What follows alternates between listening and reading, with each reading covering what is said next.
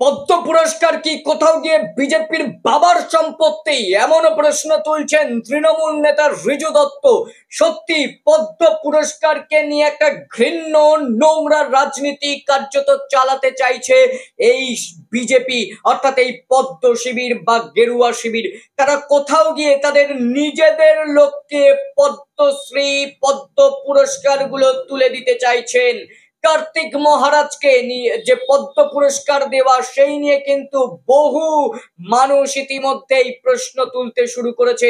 সেই বিষয়ে কিন্তু তৃণমূল নেতা অরূপ চক্রবর্তীও মুখ খুলেছেন। কেন এই কার্তিক মহারাজকেই দেখা গিয়েছিল যে সাম্প্রদায়িক বার্তা দেননি, তিনি অসাম্প্রদায়িক বার্তা দিয়েছেন, অর্থাৎ সাম্প্রদায়িক সম্প্রীতি নষ্টের চেষ্টা করেছিলেন বেলডাঙায়। আর অন্যদিকে যারা সাম্প্রদায়িক সম্প্রীতি রক্ষা করছে, যারা সাম্প্রদায়িক সম্প্রীতির বার্তা দিচ্ছেন, সেই সমস্ত মানুষগুলোকে কেন বঞ্চিত করা হচ্ছে এই পদ্ম সম্মানগুলো থেকে? ঋজু দত্ত এও প্রশ্ন তুলেছেন যে তোহা সিদ্দিকী কেন পদ্মশ্রী সম্মান পাবেন না? কেন? তিনি মুসলমান বলে? কারণ বিজেপির কাছে তো আবার মুসলমান মানে ঘৃণ্য জিনিস। বিজেপির কাছে মুসলমান মানে সে ভালো নয়। কারণ শুভেন্দু অধিকারী হিন্দু সরকার গড়বেন, সেখানে মুসলমানের কে রাখা যাবে না, মুসলমানদেরকে রাখা যাবে না, এমনটাই তো তিনি কোথাও গিয়ে কোট আনকোট বলতে চেয়েছেন, বোঝাতে চেয়েছেন এই শুভেন্দু অধিকারী। শুভেন্দু অধিকারী একসময় বলেছিলেন নো নিড সংখ্যালঘু মোর্চা। তাহলে এই সংখ্যালঘু মোর্চাদের দরকার নেই বলে, এই সংখ্যালঘুদের দরকার নেই বলে, এই মুসলমানদেরকে দরকার নেই বলে কখনো তো মুসলমানদেরকে ভদ্র ভাষায় গালাগাল পর্যন্ত দিয়েছেন, কখনো আবার মুসলমানদেরকে পাকিস্তানের বাচ্চা বলেও কিন্তু উল্লেখ করতে কোথাও গিয়ে চেয়েছেন এই বিজেপি নেতা শুভেন্দু অধিকারী। কেন পাচ্ছেন না পদ্মশ্রী সম্মান এই বা পদ্ম সম্মান এই তোহা সিদ্দিকী? তিনি মুসলমান বলে, তিনি যতই সাম্প্রদায়িক সম্প্রীতির বার্তা দেন না কেন, যতই তিনি মানুষে মানুষে একেবারে গলাগলি করাতে চান না কেন হিন্দু মুসলমানের মধ্যে, তাও তিনি পাবেন না। কারণ একটাই, তিনি মুসলমান বলে। এই রকম ভাবে মুসলমান মুসলমান কোথাও গিয়ে দাগাতে চাইছে পদ্ম পুরস্কারের মধ্য দিয়েও। আবার কাদেরকে পদ্ম পুরস্কার দিচ্ছে না? বিজেপির নিজের লোকেদেরকে পদ্ম পুরস্কার দিচ্ছে। কেন দিচ্ছে না? তাদেরকেই পরবর্তীতে আবার ভোটে দাঁড় করাবে। ঋজু দত্ত এও কিন্তু সংশয় প্রকাশ করেছেন যে হয়তো শোনা যাচ্ছে কার্তিক মহারাজকে এই 2026 বিধানসভা ভোটে কোথাও প্রার্থী হতে দেখা যাবে। মানে পদ্ম পুরস্কার তুলে দিলেই বিজেপি কারোর হাতে, সেই বিজেপির টিকিটে চলে যাবে। আর বিজেপি হয়তো বেছে বেছেই এইরকম মানুষকে দিচ্ছে। কারণ তোহা সিদ্দিকীকে যদি পদ্ম পুরস্কার দেওয়া হয়, তিনি তো বিজেপিতে যাবেন না, কারণ তিনি সাম্প্রদায়িক সম্প্রীতি নষ্ট করতে চান না। আর বিজেপিতে গেলে তাকে অনর্গল মিথ্যে বলতে হবে, সেটাও তিনি পছন্দ করেন না। কারণ তোহা সিদ্দিকীর সঙ্গে আমরা বহুবার কথা বলেছি, তার সাক্ষাৎকার নিয়েছি, তিনি কি বলতে চেয়েছেন আমরা সেটা বুঝেছি। তাই তিনি অনর্গল মিথ্যা বলতে পারবেন না, তিনি নোংরা রাজনীতি অর্থাৎ ধর্ম নিয়ে রাজনীতি করতে পারবেন না। তাই হয়তো তার জন্য পদ্মশ্রী সম্মানটা নেই। কার্তিক মহারাজ সেই সমস্ত জিনিস করতে পারবেন, তাই তার জন্য আছেই পদ্মশ্রী সম্মান। আরো বিস্তারিত ভাবে কি বলছেন ঋজু দত্ত, তৃণমূল নেতা ঋজু দত্ত, আসুন আমরা শুনে নেব। পদ্ম পুরস্কারের একটা ঐতিহ্য আছে, একটা সম্মান আছে। পদ্ম পুরস্কার কি বিজেপির বাবার সম্পত্তি? আমার এটাই প্রশ্ন। পদ্ম পুরস্কার কি বিজেপির বাবার সম্পত্তি? যাকে ইচ্ছে তাকে, যারা ওদের দল করবে, যারা ওদের এজেন্ডা ফলো করবে, তাদেরকে বিলানো হবে তেজপাতার মতো। কার্তিক মহারাজকে যদি পদ্ম পুরস্কার দেওয়া হয়, তাহলে তোহা সিদ্দিকীকে বঞ্চিত করা হলো কেন? ইউসুফ পাঠানকে বঞ্চিত করা হলো কেন? সৌরভ গাঙ্গুলিকে বঞ্চিত করা হলো কেন? এই প্রশ্ন তো আমি করব। কে কার্তিক মহারাজ? একটা উগ্র সাম্প্রদায়িক জঙ্গি, দৈনন্দিন সাম্প্রদায়িক ভাষণ দিয়ে বেলডাঙায় দাঙ্গা লাগানোর চেষ্টা করেছিল। এইরকম একটা লোক তাকে পদ্মশ্রী দিচ্ছে। আমরা তো শুনতেই পাচ্ছি যে আগামী 2026-এ বিজেপির টিকিটে কার্তিক মহারাজ ভোটে নামবে। শুভেন্দু ভয় পেয়ে নন্দীগ্রাম ছেড়ে দক্ষিণ কাঁথি চলে যাচ্ছে, আর কার্তিক মহারাজ নন্দীগ্রাম থেকে দাঁড়াবে। তো বিজেপি যেই টিকিট নেবে, যাকে টিকিটে দাঁড়াবে, তাকে এখন পদ্ম পুরস্কার বিলি করা হবে। এ কি ধরনের নোংরামি হচ্ছে? তোহা সিদ্দিকী তো সাম্প্রদায়িক ভাষণ দিচ্ছে না, তোহা সিদ্দিকী তো শান্তির বার্তা দিচ্ছে। তাহলে তাকে বঞ্চিত করা হলো কেন? ও মুসলমান বলে। ইউসুফ পাঠান তৃণমূল কংগ্রেসের সাংসদ, ভারতবর্ষের একটা সাংসদ, 543 জনের মধ্যে একজন লোকসভার সাংসদ, ইউসুফ পাঠানকে বঞ্চিত করা হলো কেন? ইউসুফ পাঠান তৃণমূল কংগ্রেসের সাংসদ বলে? পদ্মশ্রী তো ক্রীড়া জগতেও দেয়া হয়। এই ইউসুফ পাঠান ভারতবর্ষের 50 ওভারের ওয়ার্ল্ড কাপ উইনিং টিমের সদস্য ছিল। ইউসুফ পাঠান ভারতের টি20 ওয়ার্ল্ড কাপ উইনিং টিমের সদস্য ছিল। ইউসুফ পাঠান কেকেআর এর জন্য আইপিএল জিতেছে। ইউসুফ পাঠানকে কেন বঞ্চিত করা হলো? এবার ধরে নিলাম ইউসুফ পাঠান তৃণমূলের সাংসদ বলে ওকে দেবে না।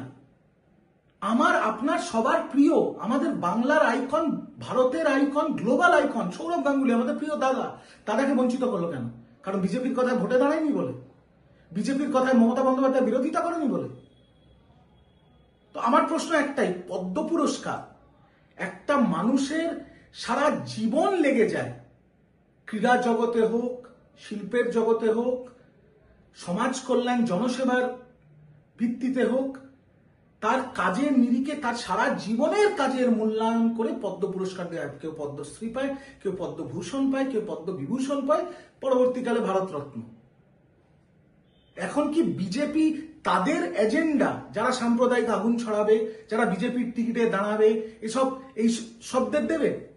বাংলাকে এত বছর বঞ্চিত করে, যেহেতু 2026-এর ভোট 10 মাস বাদে 9 জন বঙ্গ সন্তানকে পদ্ম পুরস্কার, এসব ধাপ্পাবাজি কি আমরা বুঝি না, না বাংলার মানুষ বোঝে না? এতদিন বাংলাকে কিছু দেয়নি, তা অরিজিৎ সিংকে পদ্মশ্রী দিয়েছে, খুব ভালো, আমি সমর্থন করি, অত্যন্ত ভালো গায়ক, আমি অরিজিৎ সিং এর ফ্যান। শ্রেয়া ঘোষাল পেল না কেন? তার তো একটা ব্যাখ্যা থাকতে হবে, ব্যাখ্যা থাকতে হবে। তো আজকে পদ্ম পুরস্কারের মতো এত বড় একটা সম্মানীয় পুরস্কারকে বিজেপি তাদের ইলেকশনের ম্যানিফেস্টো বানিয়ে দিয়েছে, বিজেপি তাদের ইলেকশনের রেবড়ি বানিয়ে দিয়েছে, যেগুলো ইলেকশনে বিলি করা হয় ওই রকম, যে আমাদের বাংলায় এবার জিততে হবে, মানুষ তো আমাদের ভোট দেবে না, মানুষ আমাদের ভোগের খাতায় পাঠিয়ে দিয়েছে। বিজেপি পদ্ম পুরস্কারকে নিজেদের ইলেকশনের কাজে ব্যবহার করতে পারে না, এটা পদ্ম পুরস্কারের অপমান।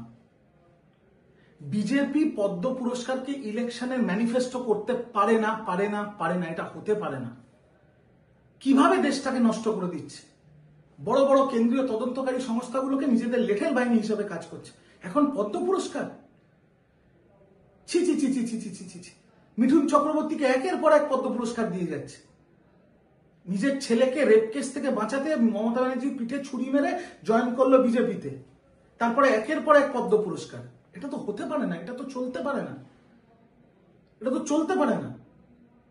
আমি তো তৃণমূল কংগ্রেস করি, কিন্তু বিজেপির উচিত ছিল না ভারতবর্ষের প্রাক্তন প্রধানমন্ত্রী মনমোহন সিংকে একটা বড় পুরস্কার দেওয়া? এত বড় ইকোনমিস্ট, ভারতবর্ষের ইকোনমিকে চাঙ্গা করেছিলেন উনি, তলানির থেকে তুলে এনেছিলেন, যাকে আবার নরেন্দ্র মোদী তলানিতে পাঠিয়ে দিচ্ছে। সেরকম একটা অত শিক্ষিত গুণী মানুষকে একটা বড় পদ্ম পুরস্কার দিয়ে ভূষিত করা উচিত ছিল না? একটু আমার দর্শক সাধারণ মানুষকে আমি অনুরোধ করব, একটু ভাবুন, একটু বুঝুন যে কিভাবে বিজেপি একের পর এক সম্মানজনক পুরস্কার থেকে শুরু করে ভারতবর্ষের সংস্কৃতি, ভারতবর্ষের ঐতিহ্য, ভারতবর্ষের কেন্দ্রীয় সংস্থা সব কটাকে ক্যান্সারের মতো খেয়ে নিচ্ছে, ক্যান্সারের মতো। ভারতকে বিজেপি মুক্ত করতেই হবে, ভারতকে বিজেপি মুক্ত করতেই হবে, নইলে বিশ্বাস করুন এরা যদি ক্ষমতায় থেকে যায় তাহলে আগামী দিন আবার আমরা সেই স্টোন এজে ফেরত চলে যাব। এরা যা শুরু করেছে, বিজেপির ব্যালেন্স শিট প্রকাশিত হয়েছে, আমি এই ভিডিওতে ছবি দেব, বিজেপির ব্যালেন্স শিট প্রকাশিত হয়েছে, বাজারে আগুন, কোনো আনাজে আপনি হাত দিতে পারবেন না, মধ্যবিত্তর কোমর ভেঙে দিয়েছে, কোনো ট্যাক্সে ছাড় নেই, পপকর্নের ত্রিস্তরীয় ট্যাক্স, 10 লাখ টাকার গাড়ি ট্যাক্সের পরে 20 লাখ টাকা দিয়ে কিনতে হচ্ছে, তারপরে পেট্রোলের ওপর 250% ট্যাক্স, 4টে গ্র্যাজুয়েটের মধ্যে 3টে গ্র্যাজুয়েট বেকার বাড়িতে বসে আছে, ডলারের বিরুদ্ধে ভারতের যে রুপি, ভারতের আমাদের যে মুদ্রা, সেটা রোজ পড়ে যাচ্ছে, ডলার রোজ এগিয়ে যাচ্ছে, দৌড়ে দৌড়ে এগোচ্ছে, শেয়ার মার্কেট ক্র্যাশ হয়ে গেছে আজকে। আর বিজেপি, নরেন্দ্র মোদী ওপেনলি ফলাও করে বিজেপির অডিটেড ব্যালেন্স শিট প্রকাশ করেছে, যেখানে বিজেপির খাতায় 7,113 কোটি টাকা পড়ে আছে। ভাবতে পারছেন? 7,113 কোটি টাকা।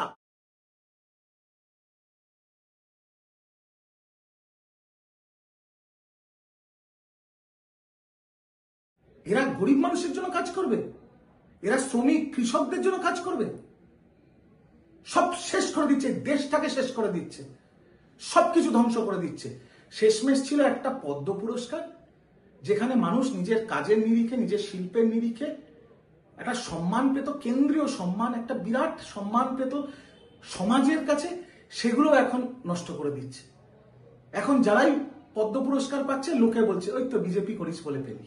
ছি ছি ছি ছি ছি, এই দিনও দেখতে হলো। তাই দয়া করে আপনাদের বলবো, চোখটা খুলুন, কানটা খুলুন, ব্রেনটা খুলুন, ভাবুন, ভাবতে শিখুন, আর দয়া করে এই বিজেপিকে পত্রপাটি বিদায় দিন। নইলে বাংলার কথা ছেড়ে দিন, বাংলাতে আমরা এদের জায়গা দেবো না। ভারতবর্ষ শেষ হয়ে যাচ্ছে। আমরা তো ভারতবর্ষের বাসিন্দা, আমরা ভারতবর্ষের নাগরিক। আমরা গর্বের সাথে বলি আমরা ভারতীয়।